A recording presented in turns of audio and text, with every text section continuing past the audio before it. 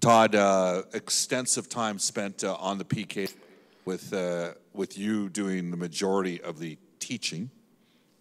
Just a thought on sort of, I guess, capitalizing on what happened that didn't work last night, and Well, it's not. I'm sorry to interrupt your question, but it's not just about last night. It's about the overall presentation. I was asked the question again last night, how do you perform at 58% at home and 85% on the road? We're dead last at home and we're third or fourth in the league on the road. To me, that tells me that a lot of what we're doing is right, yet we're not getting it all the time. So we had to have a review. We changed a few things, clarified a few things. We spent the whole day today dealing with penalty kill. And practice time is valuable. We neglected to address some other areas of the game, but yet we think that that's the most important area right now for us.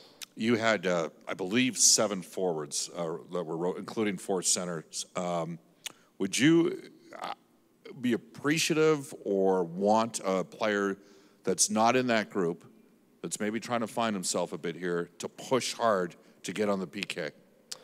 Well, we would consider anybody in those situations. Sometimes players that are on the penalty kill are in the box and somebody else has to assume the role. For today's sake, we narrowed it down to 7 forwards just to get everybody enough reps. The meeting, the prep, the instruction went to the group as a whole. So if anybody comes from the non-penalty kill group, they should be prepared to do it as well. And we're always looking for guys to step up. There's some guys that are built a little bit better for penalty kill, the way they move on their skates and read and react than others. And we're trying to pick the right guys. Maybe we can do a better job of that.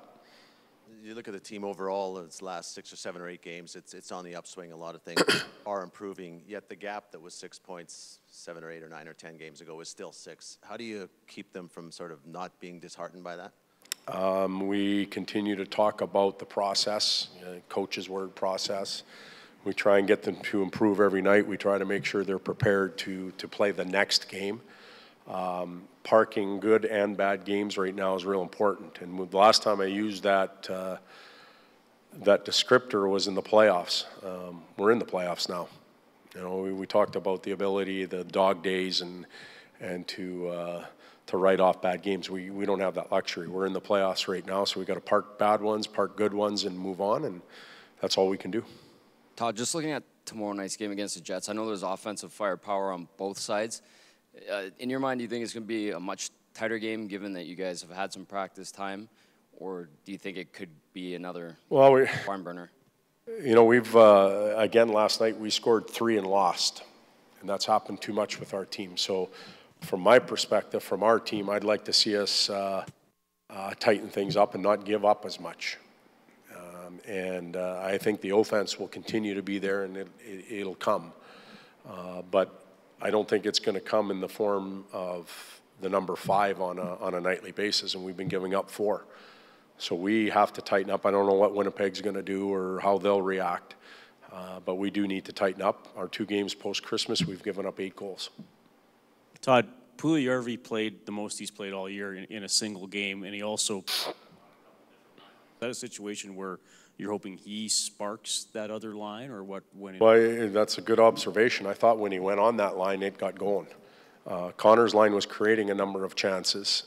We needed more than Connor's line in that game. You know, we talked about Leon, and his production wasn't where it needed to be yesterday. We don't need to beat that up anymore, so we needed another line. And a lot of times we've used Jesse or others to help Jesse out. In that case, we put Jesse there, and that line became dangerous with Nuge and Patty Maroon.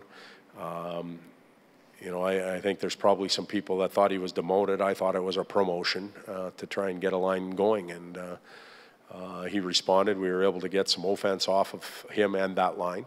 He scored on the power play, so there's a lot of good things going on for Jesse right now, and eventually he'll become the player that makes others better too.